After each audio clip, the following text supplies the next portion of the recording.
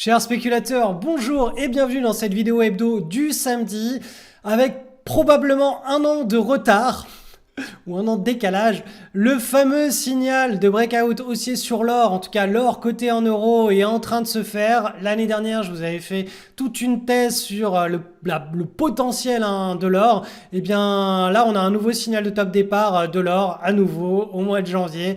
Donc on va analyser ça ensemble. Je vais aussi vous parler des obligations d'État américaines et des taux d'intérêt. Je vais vous expliquer pourquoi je pense que les taux que l'on connaît actuellement sont les taux qu'on devrait continuer de connaître au cours des prochaines années sans connaître une inflation outre mesure ou une hyperinflation. Je vais vous expliquer pourquoi avec l'analyse technique on peut déterminer ça et on aura probablement la validation de ce scénario au cours des 2 prochains mois. Vous allez voir, c'est extrêmement intéressant de relier les fondamentaux de l'économie avec l'analyse graphique avec des situations qui sont extrêmement particulières et pertinentes. Donc c'est parti pour cette vidéo et puis bien entendu l'analyse des indices boursiers. Bon bref, je vous réserve tout ça. Si vous regardez la vidéo entière, vous allez apprendre pas mal de choses. C'est parti. Alors, analyse du Bitcoin cette semaine. Le Bitcoin n'a pas bougé. Donc là, on est vraiment, donc c'est de l'hebdomadaire. On a eu la bougie FTX, on stabilise, on est revenu chercher la résistance. Et là, on se demande, donc là, la question c'est, est-ce qu'on invalide ce signal de top départ d'une nouvelle vague de panique sur les crypto-monnaies et donc là, tout simplement, ce serait simplement une figure de consolidation dans un nouveau marché baissier, enfin dans une nouvelle vague de baisse, ce qui nous amènerait, alors je vais peut-être le nommer comme ça, scénario 2. Hop.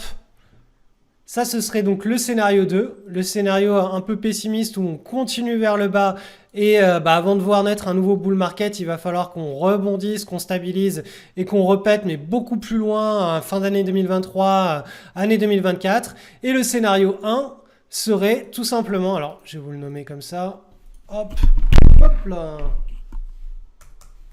Le scénario 1 serait tout simplement que l'on invalide le signal de la bougie baissière FTX en repassant au-dessus de ce support, qui est maintenant une résistance. Si on la recasse par le haut, ça voudrait dire que ça c'est un point d'inflexion, que potentiellement là on a touché un bas de marché et que le scénario 1, eh bien, il nous libérerait de ce canal baissier beaucoup plus vite que le scénario 2 et qu'on pourrait latéraliser avant de repartir sur un bull run au cours de l'année 2023. J'ai absolument pas de boule de cristal, je ne sais pas du tout lequel de ces deux scénarios va se réaliser ou d'ailleurs s'il y aura un scénario numéro 3. En tout cas, c'est les deux scénarios que je garde à l'esprit, c'est l'image mentale que j'ai au vu du bull market séculaire, de cette nouvelle classe d'actifs. Je ne vais pas vous remettre les graphiques, mais allez regarder les graphiques sur du très long terme sur le Bitcoin en logarithmique et on est sur un énorme canal de hausse à très long terme. Donc là, on est simplement en train d'essayer de timer la reprise d'un nouveau cycle de hausse au sein de ce grand canal de hausse sur le Bitcoin à très très long terme. Donc là, vous voyez, on est vraiment avec une loupe, même si pour vous, l'hebdomadaire, ce n'est pas une loupe. Pour moi, c'est une loupe au sein d'une classe d'actifs qui a des potentialités énormes sur la décennie à venir. Donc là, on est simplement avec la petite loupe en train d'analyser le bas de cycle pour pouvoir retimer une nouvelle prise de position, exactement comme ce qu'on a timé au cours des 2 derniers cycles de hausse sur le bull market, pour ceux qui me suivaient au sein de cette chaîne YouTube. Allez, l'or coté en euros, c'est le gros signal de cette semaine. Ça faisait depuis quoi? Depuis février 2022 qu'on n'avait pas eu de signal de poussée haussière sur l'or. Et bien là, ça y est, là, on est en train de partir sur un signal de poussée haussière sur l'or. Faut savoir que l'année dernière, donc c'était je crois exactement au même moment, l'année dernière ça devait être début janvier, je vous avais fait une vidéo avec toute la thèse fondamentale sur l'or. Pourquoi est-ce que l'or était dans un cycle, en gros qu'est-ce qui justifiait que l'or soit dans un cycle haussier? Donc il y a une raison qui est assez simple, l'or a une casquette monétaire et une casquette de commodities. Donc On est dans un cycle de hausse sur les commodities. D'un point de vue monétaire, on a des gros problèmes de dévaluation des monnaies. Et quand les taux d'intérêt deviennent négatifs, les taux réels d'intérêt deviennent négatifs, c'est censé booster très fortement l'or. Donc c'est censé être les cycles qui sont très favorables à l'or. Et bien là, actuellement, on est dans les trois situations. Donc cycle de hausse sur les matières premières, donc séculaire. On a un gros débasement monétaire et on monte très fortement les taux d'intérêt nominaux, mais le taux d'inflation est supérieur aux taux d'intérêt nominaux. Donc on est sur des taux d'intérêt réels qui sont négatifs. C'est-à-dire que si vous placez votre argent sur des obligations à court terme, elles ne vont pas vous rapporter autant que l'inflation. Et donc, eh bien, tout simplement, l'or devient un actif, une classe d'actifs qui devient très intéressante. Ça, c'est vraiment la casquette monétaire. Donc on est vraiment sur ce schéma-là d'un point de vue fondamental. Donc bien entendu, il faut que l'analyse technique valide le comportement pour pouvoir avoir des signaux de top départ, etc. Donc là, on a eu un premier signal de top départ en hebdomadaire le 8 novembre 2021. Ensuite, la semaine du 14 février 2022, on a eu un nouveau signal de poussée haussière. Là, on a énormément digéré l'histoire. Donc, il faut savoir que l'or avait quand même monté entre le top départ et le plus haut de l'ordre de 20%. Donc, on a bien digéré. Et là, on est censé repartir. Donc là, vous le voyez, on a ce triangle ici. Alors, je vais retirer les bandes de Bollinger. Ce sera peut-être plus clair. Voilà. On a un triangle comme ça, chartiste, doublé d'ici. Une petite figure en double creux, tasse séant, ce que vous voulez. On a le pivot qui a été cassé ici, donc le pivot horizontal plus le triangle ici. Donc là, on est dans un potentiel scénario de nouvelles dynamiques de hausse sur l'or. Alors, à très court terme, on a à nouveau là une zone de résistance, mais compte tenu de la poussée ici, le scénario auquel je m'attends davantage, c'est quelque chose qui fasse comme ceci. Et là, boum, on est censé avoir ça, c'est vraiment très très très positif pour l'or. Donc quoi d'autre en mensuel? Donc là on est sur de l'or coté en euros, le petit triangle ici, vous voyez que là il est en train d'être cassé à la hausse, donc il faudra bien entendu que ce soit validé à la fin du mois de janvier, puisque cette barre de janvier, elle va fluctuer de haut en bas pendant tout le mois de janvier, mais vous voyez que la dynamique, elle est vraiment très bonne, et là on est sur un signal de nouveau top départ sur l'or contre l'euro, et d'ailleurs contre beaucoup de devises à l'international. Il y a quelques semaines, je vous avais proposé un trade avec une forte asymétrie positive sur le silver. Donc c'est un trade long terme sur 2 années et plus. Voilà la suite du comportement du silver. Alors je vais vous montrer ça. On va partir. Voilà. L'histoire, elle était là. Le silver, voilà. Il a pas bougé depuis 2011 jusqu'à 2020. Il était dans un bear market ou dans un range market, donc il n'intéressait personne. À partir d'ici, donc je vais vous montrer ça sur du mensuel pour que vous voyez un petit peu mieux l'image. À partir de là, on est ici là, juillet 2020. On s'est extirpé de cette large base et potentiellement on est rentré donc dans un nouveau cycle de hausse de plusieurs années sur le silver. Donc vous voyez, on a eu cette belle poussée. On est revenu par le bas tester le support ici. On a même eu une cassure. Vous voyez ici, on l'a même cassé. Donc là, tout le monde se disait, mince, en fait, ça invalide le signal de top départ du nouveau bull market sur le silver qui a été lancé en juillet 2020. Sauf que là, c'était un fake. Pourquoi? Parce qu'on a eu un pivot. Donc si on passe sur l'unité de temps inférieure, on a eu un retournement ici. Et hop, on a un contre-coup. Donc là, cette histoire de retournement, c'était un moment idéal pour pouvoir mettre en place un trade avec une asymétrie positive. Vous voyez que ce retournement, on avait un double creux, triple creux, épaule, tête, épaule, peu importe. On voit bien que ici on consolide, on a un pivot et que le pivot il est cassé. Et que là, en hebdomadaire, ici, on a la validation. Donc tout simplement là, il y avait une possibilité de mettre en place un trade avec notamment des options à très long terme pour pouvoir s'exposer pendant plusieurs années. Alors vraiment, c'est des trades de plusieurs années.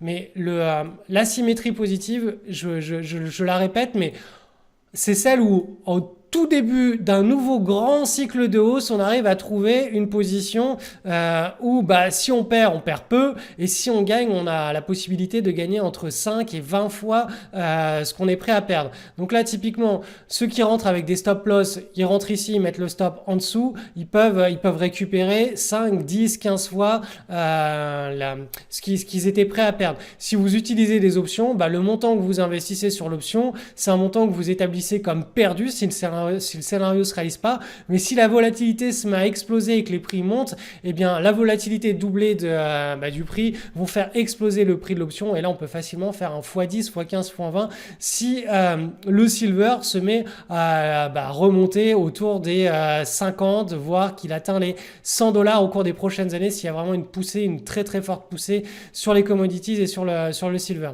Donc voilà la proposition. Donc là, on est toujours dans la montée. Alors c'est un long chemin de mon point de vue.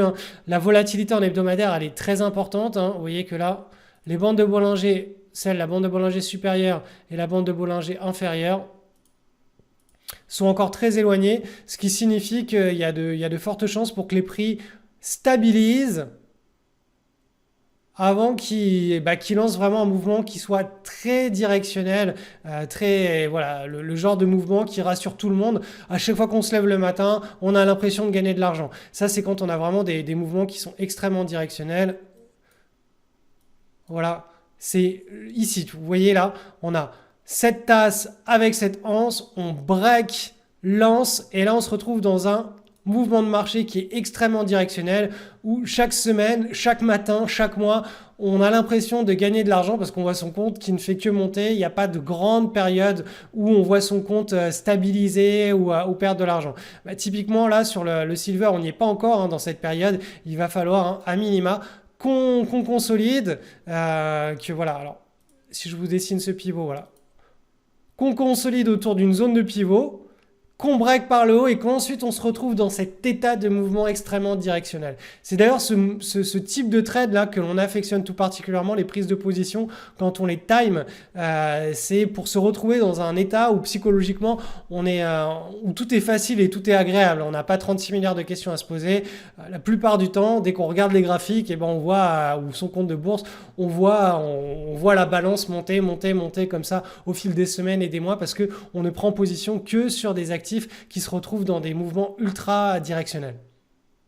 Allez, j'en profite pour faire une petite analyse des obligations américaines à 10 ans. Alors, c'est une classe d'actifs qui évolue dans des cycles qui sont très très très longs. Donc, c'est pour ça que ça sert à rien que je vous en parle chaque semaine. Là, l'analyse, elle se fait sur du trimestriel, mensuel, trimestriel. Donc, ça sert à rien que tous les samedis, je vous donne exactement le même graphique. Il ne se passe pas grand-chose. Donc, on a eu une correction des obligations américaines au cours de l'année 2021. 2022, beaucoup parlaient de crack. Vous voyez qu'en réalité, on est simplement passé d'une bande de Bollinger supérieure à une bande de Bollinger inférieure dans ce qu'on pourrait nommer un gros range market parce que tout simplement, voilà, quand l'inflation est là, on augmente les taux et quand on augmente les taux, le prix facial des obligations baisse et quand on baisse les taux d'intérêt, le prix des obligations augmente. C'est juste une mécanique qui est inverse et qui est logique. Donc, ce qui s'est passé le trimestre dernier, qui s'est clôturé le 30 décembre, c'est qu'on a eu ce qu'on pourrait appeler, alors je crois que ça s'appelle ça s'appelle un doji. Donc les doji, en analyse technique, c'est tout simplement des figures qui impliquent un chandelier qui implique une figure de retournement sur des unités de temps inférieures. Donc quand vous voyez un doji comme ça ne veut pas dire que les cours vont rebondir et se retourner. C'est une indication que si on est sur un support ou une zone de support, comme c'est le cas ici, vous voyez que là, on a ce support horizontal, doublé de la bande de Bollinger inférieure, donc là on est vraiment dans une zone de support. Si on a un doji, donc une figure de construction qui potentiellement est une figure de retournement, et qu'ensuite elle est validée, on peut avoir un retour de bâton, et là on peut aller chercher donc premier objectif ici, et deuxième objectif, la bande de Bollinger supérieure qui elle de toute façon va évoluer au fil des prochains trimestres. Donc vous voyez, c'est vraiment des optiques de temps sur du très long terme. Là, on est en train de parler c'est en plusieurs années. Mais voilà, la dynamique, elle est la même que vous regardiez des unités de temps en 5 minutes ou en trimestriel. Les dynamiques qui se font et se défont, les psychologies de marché sont les mêmes. Ça peut arriver à des émotions à très court terme comme à moyen terme. Ça reste toujours la même logique quand on analyse un graphique. Donc, je vais passer sur l'unité de temps inférieure pour analyser donc cette figure potentielle de retournement. Donc, je vais vous passer ça en mensuel. Et là, vous voyez qu'en mensuel, pour le moment, elle n'est pas bien formée. Elle n'est pas encore mature. On pourrait dessiner ici un pivot, ce qui nous ferait la construction potentielle d'un double creux, donc le premier creux, le deuxième creux serait en formation, et là si on casse par le haut, là on aura la validation de notre doji trimestriel par donc cette figure de retournement avec une cassure par le haut, et là on pourrait assister éventuellement à un rebond. Donc rebond vers cette zone-là, voire, j'y crois pas trop, mais cette zone-là. Donc ça c'est le scénario optimiste où on est sur le support, on rebondit. Bien entendu, si en mensuel, il s'avère que ce n'est qu'une figure de continuation de tendance et qu'on casse par le bas, et bien là, tout simplement, on ira chercher beau. Là, ce sera un mouvement d'accélération. Et là, du coup, en trimestriel, vous voyez qu'on est sur la bande de Bollinger inférieure. Donc là, on a notre support. Donc il faut monter sur l'unité de temps supérieure en annuel. Boum, pour trouver la prochaine zone de support. Et vous voyez que la prochaine zone de support, il y en a une ici. Et puis après, c'est beaucoup plus bas, parce que les bandes de Bollinger, là, ça va monter, mais ok, ça va monter au fil des années, mais ce sera toujours des bandes de Bollinger qui sont extrêmement basses. Donc voilà, grosso modo, le scénario pour le moment sur les obligations d'État à long terme, donc à 10 ans, qui sont associées donc aux anticipations de taux d'intérêt, font que potentiellement les taux d'intérêt pourraient stagner, pourraient avoir trouvé des niveaux qui sont cohérents sur les prochains trimestres et les prochaines années, c'est-à-dire sur du 10 ans, je crois qu'on est du 10 ans américain, je crois qu'on est sur du 4,5%, donc ça devrait évoluer, si en tout cas ce support tient et qu'on a une validation d'un retournement de tendance sur ce support, ça voudrait dire que là, sur l'année 2023, peut-être qu'on va avoir des surprises et les taux d'intérêt vont baisser, donc vont peut-être baisser à 3,5, 3%, ce qui permettrait aux obligations de rebondir. Les obligations, si ensuite elles redescendent, ça voudrait dire que les taux d'intérêt vont à nouveau réaugmenter, mais sur une tranche qui se situe entre peut-être 2,5 et 4,5, 5% au cours des prochaines années. Donc ça, c'est ce que suggère, en tout cas mon interprétation de l'analyse technique et des taux d'intérêt. Après, bien entendu, si on pète ce support-là, ça voudrait dire qu'on va passer sur une tranche supérieure des taux d'intérêt. Mais là, actuellement, à 4,5% sur du 10 ans, je pense qu'on est quand même pas mal pour maîtriser l'inflation avec potentiellement, s'il y a une récession qui se met face à nous, ça va, la Fed aura elle aura de la marge de manœuvre pour rebaisser les taux d'intérêt et refaire monter les obligations d'État à 10 ans. Analyse du SP500, on est sur de l'hebdomadaire, donc on a une semaine de hausse, première semaine du mois de janvier, semaine positive, on s'attend, comme j'expliquais la semaine précédente, à un rebond vers le haut de la bande de Bollinger supérieure, donc je vous ai fait une extension là en bleu. On a aussi cette zone de résistance oblique, donc voilà, là en gros on va avoir une zone dure. Et après, idéalement, ça consolide, ça latéralise, la volatilité se contracte. Et là, on a un nouveau scénario. Soit on pète à la hausse et on repart on reste sur le bull market séculaire. Soit on pète à la baisse et là, on part sur le vrai marché baissier lié à une récession et puis à des faillites en cascade, des choses pas très sympathiques. Je vous rappelle que sur du trimestriel, les deux scénarios en force, donc ça c'est vraiment sur du très long terme, une barre est égale à un trimestre. Le scénario 1 dans lequel on est toujours, il est soutenu par la moyenne mobile avant trimestre. On est sur le support là et pour le moment, ça tient bon. Donc là pour le moment, ce support, ce scénario de continuation de bull market, il tient la route. Bien entendu, si le support pète ici, là, s'il est cassé, donc c'est-à-dire, je vous renvoie en hebdomadaire. En hebdomadaire, si suite à la contraction des bandes de Bollinger, on casse par le bas, ça va nous lancer en trimestriel dans le scénario numéro 2, qui est celui d'un énorme range market avec marché baissier, marché haussier, marché baissier, marché haussier, exactement le genre de marché, de conditions de marché qu'on a vécu entre 2000 et 2013. Donc voilà, alors maintenant, je vais vous montrer ça à beaucoup plus court terme, donc en journalier, on voit que hier, on a cassé par le haut cette petite zone de consolidation a été cassée par l'eau, donc il va falloir qu'on valide lundi ou mardi, qu'on reste bien au-dessus en clôture, mais ça c'est un signal de retournement de tendance à court terme. Donc là on n'a pas cassé par le bas, donc il n'y a pas d'accélération baissière, on repart vers le haut, donc on est vraiment dans la logique en hebdomadaire, comme je vous le montrais avant, d'un rebond au cours du mois de janvier, voire février, vers cette zone-là. Donc, il y a combien à prendre là à peu près C'est un rebond de l'ordre de, ouais, voilà, de 5-6%, une réaction de marché naturelle. Après, on va voir hein, comment ça se comporte.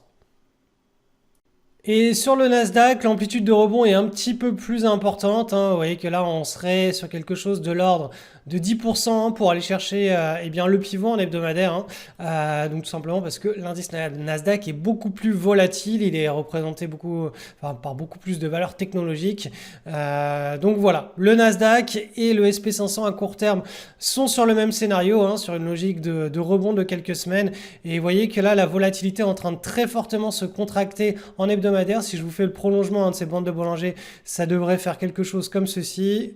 Hop. Et là, on devrait avoir, eh bien, par la suite, hein, le scénario, soit on casse par le haut et on est dans la logique d'une continuation de bull market, soit on casse par le bas. Et là, eh bien, on part en vrai bear market, vrai marché baissier pour l'année 2023. Donc là, pour le moment, hein, ce support ici tient bien. Hein, c'est exactement le même support que sur le SP500 en trimestriel. Hein. Voilà, vous voyez, on est sur la moyenne mobile à 20 trimestres. Donc, si ça, on le casse par le bas, après, c'est la grosse déconfiture. Mais tant qu'on reste hein, sur ces niveaux-là, on est toujours dans la continuation et l'extension du bull market débuté depuis la crise des subprimes.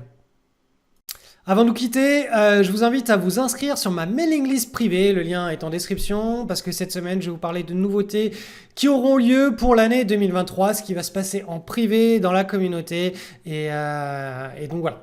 Inscrivez-vous, vous pouvez vous désinscrire à tout moment, vous pouvez vous désabonner de cette liste de diffusion à tout moment si vous en avez marre. En tout cas, pour la rejoindre, le lien est en description.